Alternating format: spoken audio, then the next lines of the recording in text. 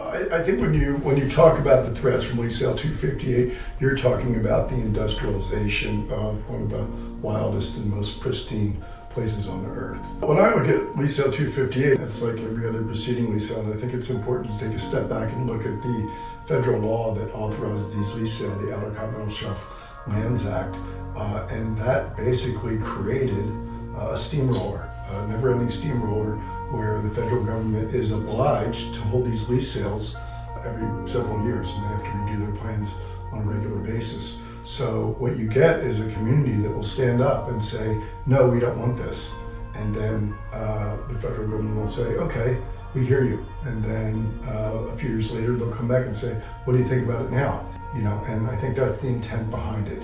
You just wear people down, and it's just this steamroller of a process that just chews people up. As we know from the Deepwater Horizon, humans make mistakes. I often look at the term oil spill response as an oxymoron, because when you look at the tides and the currents and the weather in Cook Inlet, the fact that you're going to try to corral with booms and other absorbents the oil that's coming out, there's just no way you're going to do that.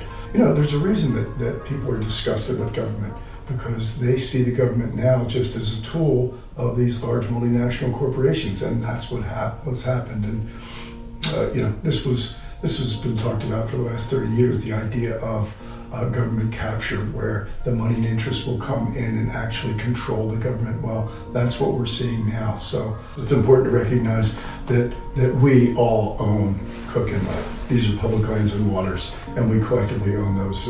And we have a right to use them responsibly, but we also have an obligation to protect them for current and future generations.